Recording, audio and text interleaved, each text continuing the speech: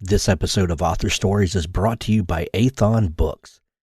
Check out the very best in science fiction and fantasy at athonbooks.com.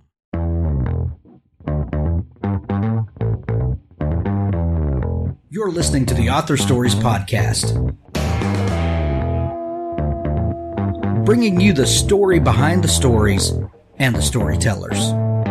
Margaret White, Terry Brooks, Sheena Kamal, Matthew Quick, JT Ellison, Walt D. Williams, Brad Ford, Corey Doctor O, Brandon Sanderson, Robin Hobb, Ernest Klein, Jim Butcher, Sherwin Harris. Visit hankgarner.com for archives of all the shows. Today's guest is... Well, thanks for joining me again for the Author Stories podcast, where I bring you the story behind the stories and the storytellers. Today, I'm really excited to have Madeleine Henry on the show with me today. She has an amazing new book. It's called The Love Proof, and we're recording this the Friday before Valentine's Day, which is an awesome time to be talking about The Love Proof. And the book has been out for just a couple of days now, and you can grab it wherever you purchase books. It's available now, and this is a must-have in your to-be-read pile. Welcome to the show, Madeleine. Thank you so much for having me. I really appreciate the kind words. Absolutely. They are heartfelt and I mean them. But we begin each show with the same question. And that question is, what is your first memory of wanting to be a writer or storyteller? Okay, that's a fascinating question. It's a little self-indulgent for me because I'm so happy to talk about it and I never get asked. As it should be. And it's not self-indulgent if I ask it. Oh, that's true. Okay. So I have always been obsessed and fascinated with language. And when I was 9 years old, I wrote poems as often as I could, and I compiled them into books. And so I would say, and then I would give these books out to my family. And I just remember writing on my typewriter in my room these poems to go into my poetry books. And that evolved in third grade. I started writing little novels. You couldn't even call them a novella, but and I would just write them during classes and I would read them to my friends.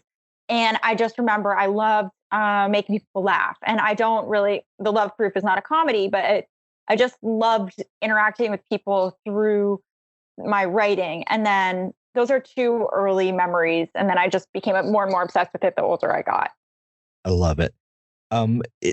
Back to that time of writing on the typewriter, what a visceral experience writing on a typewriter is. And I think that's something that a lot of new writers in this generation are missing. The feeling of, pounding those keys, feeling the machine vibrating under your fingers, and immediately what you hit is on the page. And that's kind of a different thing from writing in a word processor sometimes.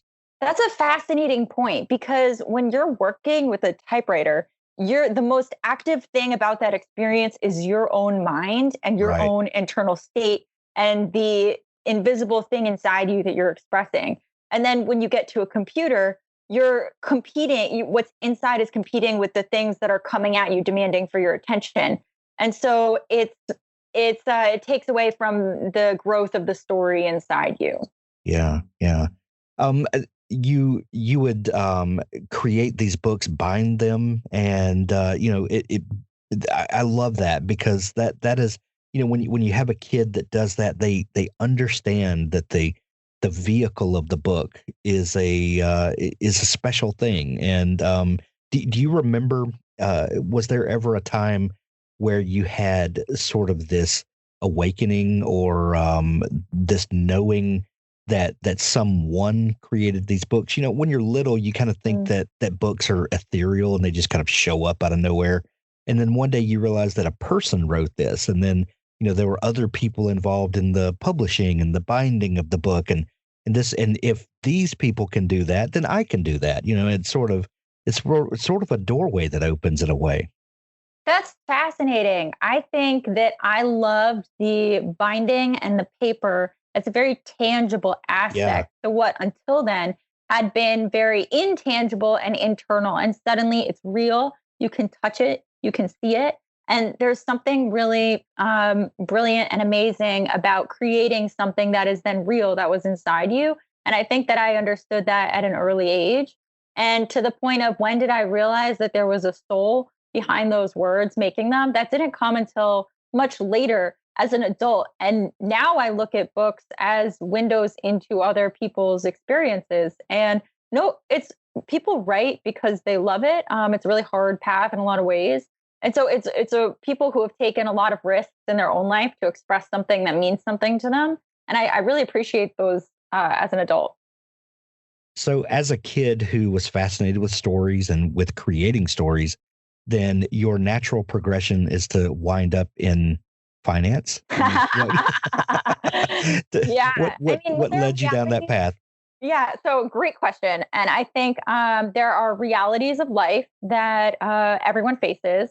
And one of those is you enter the real world after college and you have to take care of yourself.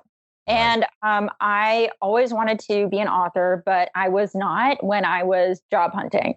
And I went to Yale, 50% of the class goes into finance or consulting. It's really a mainstream road. And you see people going to their interviews on campus. It's part of the culture. It's the firms come to campus, they introduce this idea to you. And when you need to pay rent, you do what you need to do. So that's how I ended up in finance, but I didn't give up on the writing dream. And I wrote my first novel while I was an investment banker. And that came out a couple of years ago. The Love Proof, which came out this week, is my second book. So that's kind of fascinating to me, because a lot of times the focus shifts away from writing and storytelling, and will later come back to you, as you accomplish things and life gets to a certain stage, you start reflecting on and then that desire comes back. But are you saying that it never left you? This was always a goal in mind that, I'm going to pursue this while doing this other thing? I think the dream never really died. I don't think I ever did anything half-heartedly at the same time. So I'm a very honest, authentic person. And so when I was working in finance, I did try. I did do my best. I did treat the people I worked with respect. And at the same time, I knew what I really wanted to do. It's so hard to make it a reality. And I just worked at it for as long as I could until, there was a publisher who said, yes, not only do you think you're a writer, we think you're a writer. So that's the story. That's awesome. So that first book that you published, Breathe In, Cash Out, was that the first novel that you had written? Okay, that is a really great question, because no, not at all. So senior, I didn't figure so. Okay, so senior year of college, I emailed. It was the start of the year, and I thought it was my last chance to get a novel published before I was an investment banker, because I had a full-time job waiting for me. So I emailed the head of the Yale English department, and I said, "Hey, can I write a novel for credit?" And he said yes. It's not something that had been done before. But I worked one-on-one with a member of the faculty. We met once a week, and I wrote like 50 to 100 pages every week. And we showed up. Wow. And by the end of the semester, I did have a novel. And I'd structured my classes so that I only was in class Monday through Wednesday. And then I went home Thursday through Sunday. And I really worked on this book because I really wanted to be an author. And at the end of fall semester, I submitted it to agents, no response. So I did the whole thing again, spring semester, submitted it to agents, no response. That's 2 separate books. And they were science fiction. And they're actually really fascinating premises now that I look back on them. The first one was a city where pleasure was illegal and 2 people will fall in love. And that's a really cool idea to me now, yeah, but nobody cared about it when I was this complete nobody writing about fake things. And then spring semester, it was about a natural disaster causing a loss of electricity throughout America. And when the power comes back on, there's only enough for half. So a wall is built between people who have electricity and people who don't. And 2 people journey from the dark zone into the area of light. So that was the second book. Also, so cool. But Take nobody my else. money. I want to read both of those. But nobody else thought so. So then I go and I'm an investment banker. And by the way, I've like given up my whole senior year to, try and be an author, and then just a complete failure. So I go to be a banker, and I'm like, okay, I'm not going to give up. I'm going to write like a third book, and it's not going to be science fiction this time. I'm going to write about something people already know about, which was the investment banking world. And that was my debut. I was really excited that I finally sold it. And so that's the story. That it was my third novel. So looking back now, because that book came out, a lot of people loved it. Then you published the Love Proof, which is out this week. But looking back on Breathe In, Cash Out, the book that launched your publishing career, can you see a difference other than the obvious genre type stuff between that book and the two science fiction offerings that you had before that? Is there a line there that you can point to and say, okay, this is what I learned that helped me become a published author? Before that, I didn't quite understand this or that, and then I did understand that, and now I have this book. Was there a line like that, or is it just a difference in market and just being positioned, at the right place at the right time?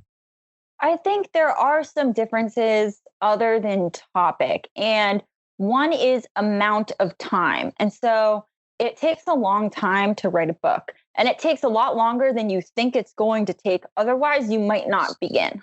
Right. So one semester is not enough time. And even when you completely restructure your schedule, it takes a lot of, I believe that writing is thinking, rewriting is thinking, and it's a circle of clarity, of increasing clarity. And so you need to write and rewrite to become more and more clear about what the actual story is. And so I think that with Breathe In, Cash Out, that was an endeavor that took years.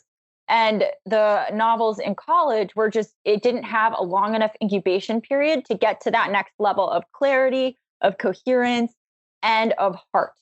And I think that as I grew older as well, it's another variable. And the older you get, the more you develop emotionally. And so in these science fiction novels, they're really interesting intellectually, but there wasn't a lot of heart. And I think that that's something that you develop as you get older and you have more experiences. Things are more significant to you because you have more at stake. And so I also grew up more. Gotcha. Authors, I have a fantastic new service to tell you about. It's called PubSite. PubSite is a service to help you build your very own website, your home on the web, where you can promote your work and give your fans a place to connect with you. PubSite is a website platform that allows every author, regardless of budget, to have a great-looking professional website developed by the book marketing professionals at FSB Associates. PubSite is the new, easy-to-use DIY website builder developed specifically for books and authors.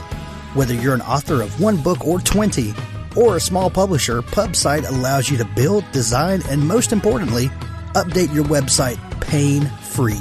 No need to be dependent on a designer or webmaster to make a small but costly change to your website. Save the money and do it yourself. PubSite is the best platform for authors because it's a book-centric platform. PubSite was built just for authors and small publishers. Every design, feature, and layout is book-centric. They have customized designs for you to use. It's easy to build. No coding or HTML is necessary to create a stunning, professional-looking website with all the features you want. Get a custom domain name, yourname.com. It's simple to update. You can add all of your books, add a blog and a book tour, sell from any retailer, manage your email list and social media, and even do e-commerce. Build your website with a 14-day free trial, then pay just $19.99 per month, which includes hosting. And we offer packages starting at $499 to set up the website for you. Pub-site.com, the place to help authors find their home on the web. Dream Author by Sophie Hannah is an immersive 14-month coaching program for writers at any and every level of experience, and also for those of you who want to write and are just waiting for the right encouragement and guidance to get you started. Your writing dreams should make you happy. For so many of us, our dreams are not a source of happiness. Instead, they cause us stress, guilt, frustration, and even shame. Here's the great news. All of these feelings are natural and all writers experience them. The problem, though, is that when your writing dreams bring you more anxiety than joy, it affects your resolve and your productivity, and you end up not taking the action you need to take in order to propel your dreams in the right direction so that they can stand a strong chance of coming true. That's why Sophie created the Dream Author Coaching Program to teach anyone who is passionate about writing how to change the way they build, think about, and pursue their writing dreams in order to become their own most powerful ally and advocate for the rest of their writing life. And more great news. Once you've learned that skill, it lasts forever. Visit dreamauthorcoaching.com to get started today. Well, in looking at the Love Proof and then at Breathe In, Cash Out, as I was preparing for this, I was thinking to myself, what the difference in genre is interesting, and I didn't quite understand how you went from the first book to the second book, and now it makes complete sense. I totally get it. But do you feel like Breathe In, Cash Out was more of a personal story for you, that there was more of you in the book than maybe the Love Proof is? Okay. I really appreciate the question. And I think the answer is actually no. I think that I put just as much of myself into the Love Proof as I did for Breathe In, Cash Out. I think that I was just in a completely different space. And so when I was writing Breathe In, Cash Out, I was a very stressed out investment banker. And I had a sense of emotional desperation that I was trapped in a path I did not want to be on. And then I sold that book and I started the Love Proof in a completely different life, because I quit finance and I was a full-time writer, and I had a sense of freedom and confidence and energy that I had not had before. And so I think that I was in a very different emotional space, and I wasn't, my goals were different. So I really wanted to write about investment banking because I thought that would appeal to a lot of people who already had this interest in investment banking. And then when I was writing about the Love Proof, I really wasn't thinking about audience as much. I just wanted to tell the best possible story that I could. And so I just felt a lot more free. And I felt like I could be whimsical and romantic and really indulge a lot of these things that I really wanted to write about.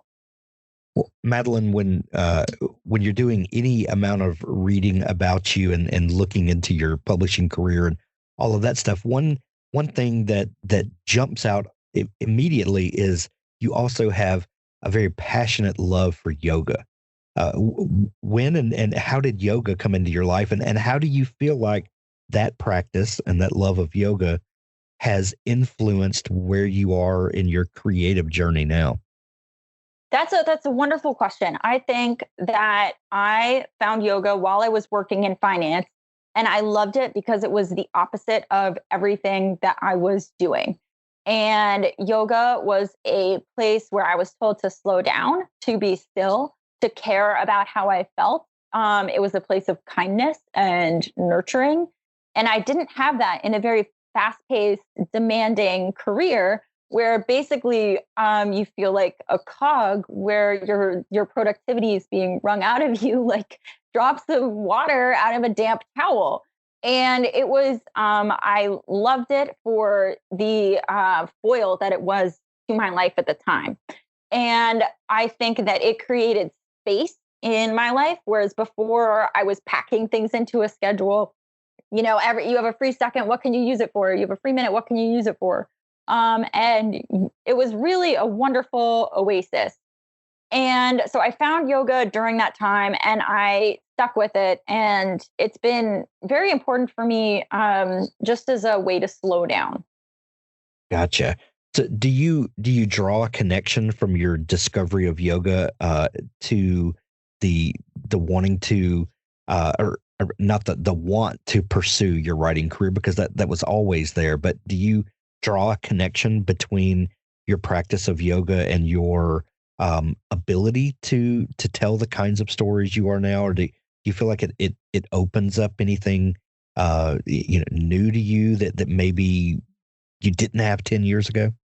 Absolutely. I think that when you're really motivated to accomplish something, you don't create enough space of nothingness for yourself.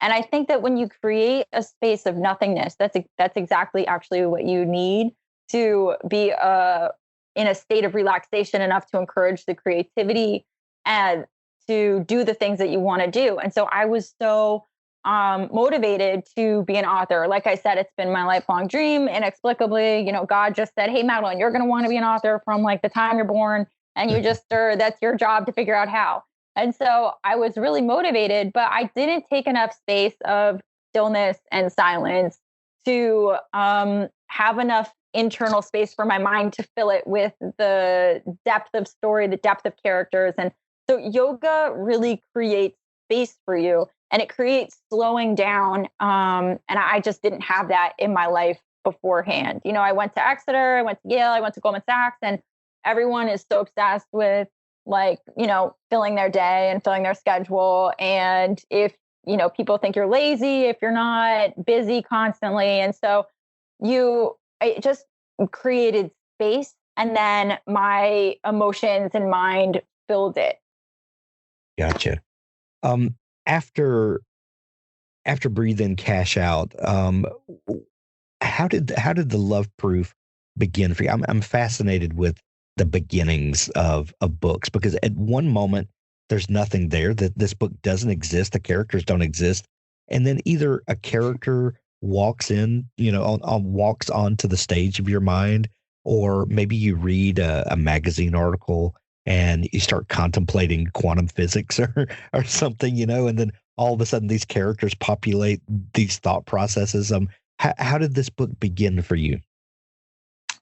So this book began in right about the time that I was leaving finance. And I was in this time of transition from a very analytical career into a very emotional one. And the journey that Sophie is on is she's a physics prodigy, and she's on track to, this is in the Love Proof, she's on track to unlock the secrets of reality, to understand time.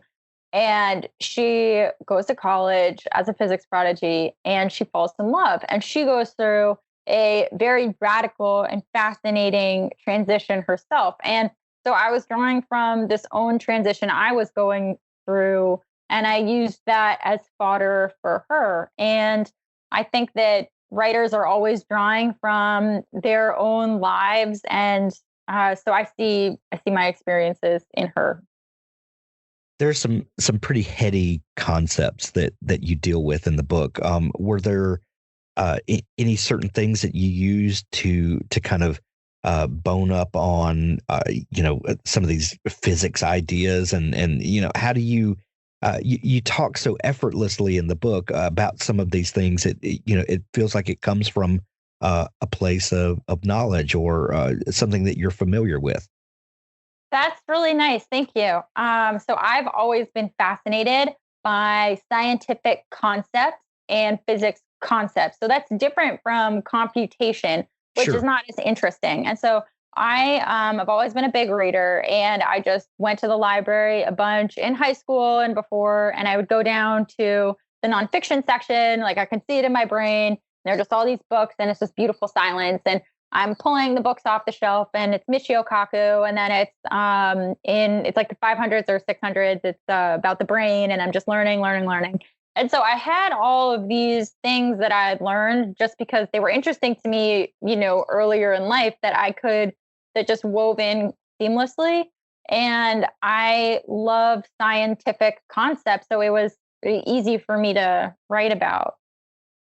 So when you first started thinking about this idea, what were some of the big ideas that you wanted to explore? Of course, we've got Sophie and Jake, who you mentioned Sophie a minute ago. Jake is the other kind of the other end of Sophie's pursuit, if you want to look at it that way.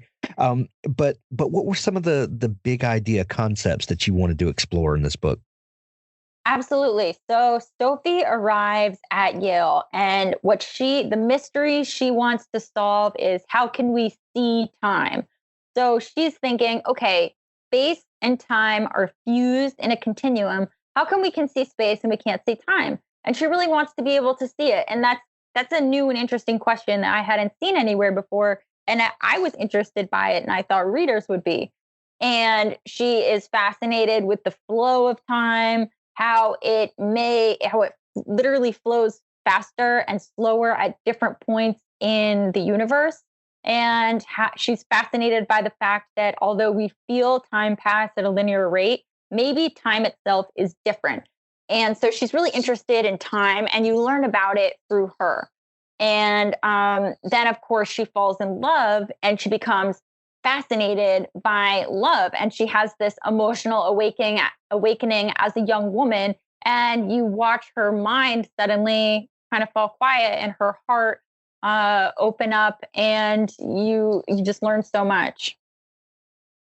If you take a cursory glance at the love proof, you may think, oh, I know where she's going to take this story. I know, what the journey of these two characters are going to be. And you really take Sophie and put her through the ringer in a lot of ways. Did you just want to torture Sophie? Like what? Yeah, I'm just a mean person, Well, I think that I love writing about vulnerability, and that's something that I learn more about myself. That feels very real to me, and it feels very honest. And it's a way to foster connection between the reader and the story. And we don't talk enough about vulnerability, but we can write about it and read about it. And it's the place of hurt is something that I'm just like honing right now in my writing. I just think it's really fascinating, and I love writing about it. So I think it's a very human thing. I think everybody struggles, and I just wrote about it for Sophie's case. It's not something we talk about, but it's a real struggle, and she goes through it, and I hope it resonates with people. Absolutely. If you look at this book as a book about relationships and romance, even it is it's a very heady pursuit, and has now kind of understanding your background and your love of science fiction, a lot of this makes sense to me now. But also, a lot of science fiction could really use some heart, and a lot of science fiction writers could learn a lot from authors who write more about relationships and romance and things like that.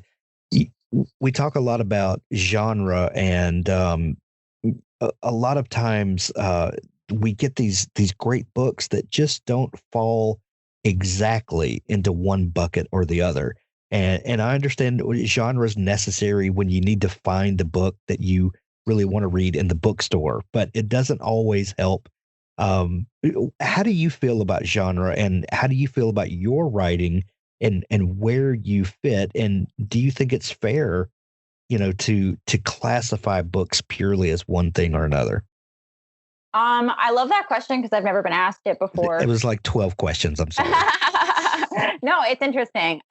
So I think what it is drawing to my mind is that I enjoy a certain level of defying expectations. And it's not antagonism and it's not disobedience, but I enjoy a sense of independence and freedom. And so I see this, I'm going to get to your answer. It's a long answer, but fine. I see this in my characters. So in my first book, Breathe and Cash Out, Allegra is a banker who wants to be a yogi. And if you think about it, yoga is just radical disobedience of the power structure of finance. It's saying, oh, you think money's important? I don't. It's like, oh, you think your like sense of power in the world is important? I don't. I believe in humility and I believe in kindness. And that's really radically disobedient.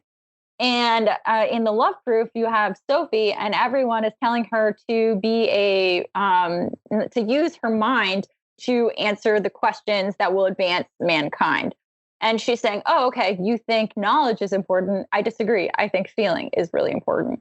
And so I see this in my characters, and I think it comes from me. And you asked me about genre. And what's funny is that when I sort of know who hasn't read my book, because sometimes people will just say, like, they'll assume it's a romantic comedy. And so, like, people who haven't read Breathe In, Cash Out, they'll be like, oh yeah, romantic comedy. And like people who haven't read The Love Proof, sometimes they see it like in a bookstore, romantic comedy. And I'm like, no, I know you guys want me to write romantic comedy. Like, I'm a blonde woman and like I do yoga, but these are really serious books if you really think about it. And I enjoy that, like, it's not antagonism, it's not disobedience, but it's defying expectations. And so to the extent that I can sort of like assert my soul by being a little bit different and not exactly what you expect, that's what I'm going to do. So yeah, can you categorize it as multiple? Sure, because it's like that's the independent, soul of the writer coming out. Love it. That's exactly the answer I expected you to give. They say that if you really want to learn something, then you should teach it to someone else. That there's something that happens in the sharing of knowledge that even builds it deeper in the teacher. The same kind of thing happens with novelists. Sometimes you have an idea about something, and then the more you write it and work on it and steer your characters, or let your characters steer you, as often happens, our ideas or understanding of the topic that we think we know changes, and things go deeper, and we are better able to explore this thing. Did anything like that happen with you in the writing of this book?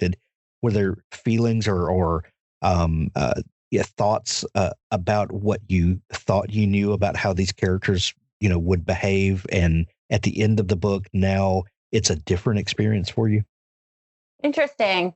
I think that what that's reminding me of is how when you communicate something, sometimes what comes back to you isn't what you intended. And so in some of the reviews for The Love Proof, I get a lot of feedback that it's a very scientific book, like the things you learn are so interesting. And it's funny to me because I really didn't intend it to be a very informative book, even though it is. To me, the heart and soul of it is that it's a very deep and emotional love story. And everything that you learn is through Sophie's quest to understand her connection to another person better. And so that it relates to teaching, because teaching has to do with like transferring information. So I transfer the story out to the world, and what I get back is, oh, like I learned so much. It's so intellectually stimulating. And it's funny because I really just wanted to write about how this one genius, what happens to her journey when she falls in love. So funny. Well, I love it. The book is out everywhere now. We're going to put links to The Love Proof in the show notes of this episode, whether you want it in actual paper or Kindle edition or audiobook. You can grab it now. Madeleine, I love this book so much. I'm recommending it to everyone, from one Henry to another. This is an amazing book, and I love it. Is there a place where people can connect with you online if they want to dig into all the great stuff that you do? Definitely. And I love zooming into book clubs. So if you read The Love Proof or Breathe In, Cash Out for your book club and would like me to zoom in for some Q&A, you can contact me through my website. My website is www.itsmadeleinehenry.com. 3 E's in Madeleine. And I'm on Instagram at Madeleine Henry Yoga. And I have a Twitter, but I never use it. We'll definitely put links to all those places to make it easy for folks to find you. Madeleine, I love The Love Proof. I'm recommending it to everyone. We're going to send to everyone to see you. Thank you so much for taking time to come on the show. Thank you so much for having me. What a fun conversation. Authors, if you're looking for a partner to help ensure that your book is the best it can possibly be, look no further than Pico's House. Crystal and her staff make a conscious effort to be critical yet courteous. They also strive to make the business side of things run smoothly so that you can rest easy knowing that your manuscript is in capable hands. Whether you need beta reading, developmental editing, a manuscript critique, line editing, copy editing, or proofreading, Pico's House is the one-stop shop for you. Check them out today at picoshouse.com to get started. The Bad Company Complete Series Omnibus, books 1 through 7. Humanity's greatest export, justice. Space is a dangerous place, even for the wary, especially for the unprepared. The aliens have no idea. Here comes the Bad Company. The Bad Company Book 1, Colonel Terry Henry Walton takes his warriors into battle for a price in this first installment of the Bad Company. He believes in the moral high ground and is happy to get paid for his role in securing it. Set in the Cutherian Gambit universe, Terry, Char, and their people humans, werewolves, were-tigers, and vampires form the core of the Bad Company's direct action branch, a private conflict solution enterprise. Join them as they fight their way across Tissakinnon IV, where none of the warring parties were what they expected. The 7-book series omnibus includes The Bad Company, Blockade, Price of Freedom, Liberation, Destroyer, Discovery, Overwhelming Force. Grab the complete Bad Company series by Craig Martell now. How to Be a Badass Witch by Michael Anderle. Virtutus Gloria Mercies. Translation: Glory is the reward of valor. Fed up with playing the normal game, recent university graduate, ex-cum laude, ex-soccer star, ex-popular, and mostly broke Cara Madano changes her life when she decides to research how to be a witch, and believes it. Cara didn't want to go back east and deal with her overbearing mom, so when university was done, she stayed behind in Los Angeles. Little did she realize how controlling moms can be from the other side of the country. Feeling a little desperate to make her own way, she buys a few books on business, and one on a lark, How to Be a Badass Witch. That's when the trouble started. Find out just what trouble a young woman can get into when the magic just might be real. How to Be a Badass Witch by Michael Anderle.